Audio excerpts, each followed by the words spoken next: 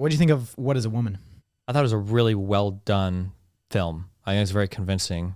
And Did you watch the whole thing? Yeah. And what did you think about Elon Musk pinning it as a tweet saying every parent should watch this? Elon is the most cringe person in the fucking universe. You don't think that every parent should watch it? No. Why not?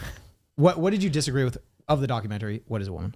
Well, I disagree with the whole point of the film, obviously. I think that the funny thing is that I think that in a very roundabout way, if you engage with it like intellectually, the film makes a really good point. But I think it makes the point in the opposite way that it thinks it does. But I think if you just like watch it normally, you're going to come away thinking like, oh, obviously a woman is like an adult human female wife, like Matt Walsh's wife says in the end or whatever.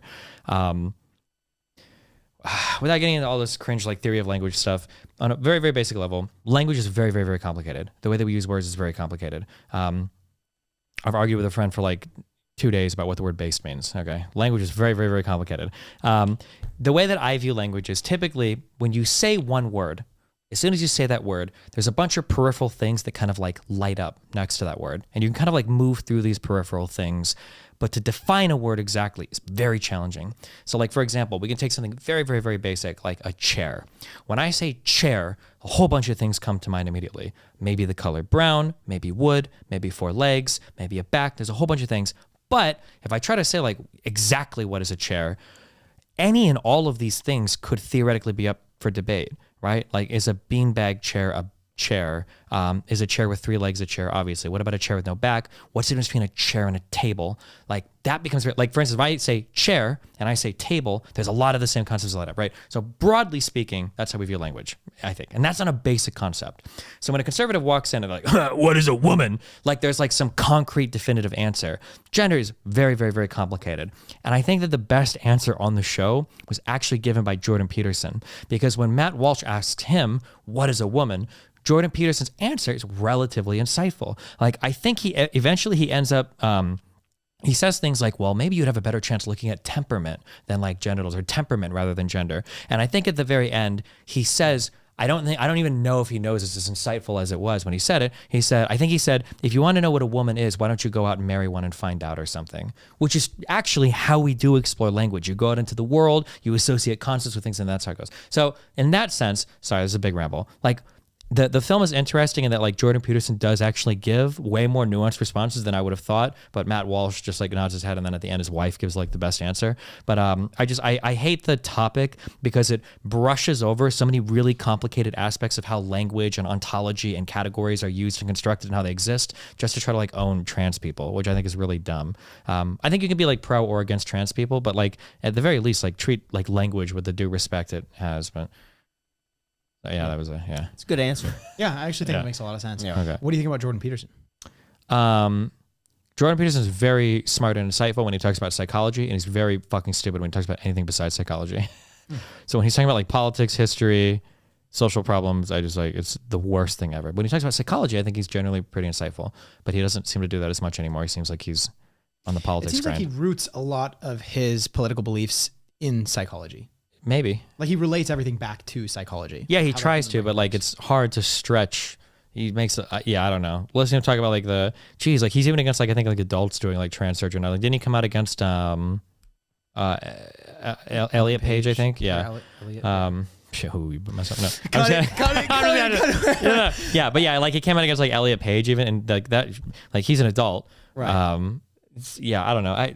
Jordan Peterson on politics is very sad. It's like listening to Elon Musk talk about anything besides like, I guess like aeronautics or startups or business or whatever. Like when Elon Musk wants to talk about like AI and politics and shit, and it's like, I don't think you have any idea what you're talking about. I don't know why you think you should be talking about this, but But do you have any concerns about what Matt Walsh was bringing up in the documentary of like how we're making it, like putting it in public school systems, the books that are being shown to children that are kind of not promoting, but kind of like, I mean, in a sense, showing them something that maybe like most parents wouldn't want their child to be seeing at a public school. Do you think that that could potentially turn more kids transgender, or do you think that that's not really an issue? I think it's a really complicated question. I think you need a lot of data to figure it out. I think that trans stuff needs to be handled very delicately in a research medical setting and in a social setting. And I don't think either side wants to handle it very delicately right now. Like the left is like way too overbearing with how they push it. And they seem to refuse the acknowledgement that any amount of people could just be like non-binary or whatever, because their friends are, which is probably the case, especially in college. And then people on the right are like, I don't even know if they think trans people exist anymore, or they just want to ban it completely, or at least for all children. I think I hate giving answers like this. Like both sides need to come together in the middle. It's not so much that, it's like what people, the problem is that like politically, especially on LGBT stuff, people always define themselves as like the reaction to the other side. So like on the left for a long time, like conservatives like, we don't even want gay marriage, you know, like stop all this shit or whatever. And so conservatives were very anti-LGBT everything. And then progressives start to win a little bit. And it's like, okay, well, you guys are anti-everything. We're going to be like pushing this as hard as possible. And so like now, you know, like even kids should have access to trans treatment. And then conservatives will be like, okay, well now nobody should have it. Like this is horrible. We've corrupted society. You know, Michael Knowles, like transgenderism is a new religion that needs to go away. And like everybody's just like triggering the fuck out of each other and not actually trying to figure out like what is like the most data-driven acceptable answer that we should have. Can we accurately identify a kid as who's trans? If we can, we should probably give a medication for it. If we can't, we should probably wait till they're a little bit older. Like that should be like a pretty simple Why question. do you think that the people are so fed up with, or not fed up, but like focused on the action of debate and being right versus actually trying to solve the problem? Do you think that these people think that what they're doing is right, or do you think that they probably think what they're doing is right? So you think that they think they're acting in good faith? Yeah, but the problem is generally people fight from ideological platforms, and the individual policy issues are just like vectors for them to spread their ideology. Like that's literally it. But they identify with like a whole thing, so they can never change any of those individual opinions. Like for instance, if somebody tells me that he's an Andrew Tate fan, I also know that 99% likely he's anti-vax, 99% likely he thinks that the prior election was stolen, 99% likely he thinks that like Bill Gates and the World Economic Forum and Klaus Schwab are trying to control shit. Probably doesn't think climate change, anthropomorphic climate change is real. Probably supports Donald Trump. Like I know all these beliefs on a person.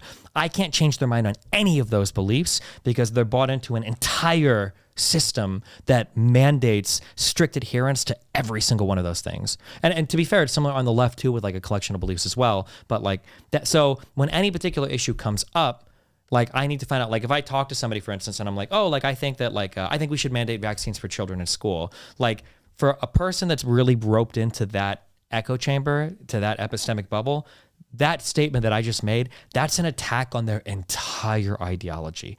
Everything is tied to everything else. There is no way that they can change their mind on one thing because it's like a ball of yarn. If you unravel even a little bit of it, it'll all come apart completely because everything relies on everything else. The vaccine has to be corrupt because Fauci and the FDA are absolutely bought off because the entire establishment is completely rigged. And that's why the election was absolutely stolen for Donald Trump. And that's why the World Economic Forum and all the people that hate him publicly and on the world stage are all against him because they all bonded, like all of it is like tied together. And if one thing comes undone, then everything falls apart.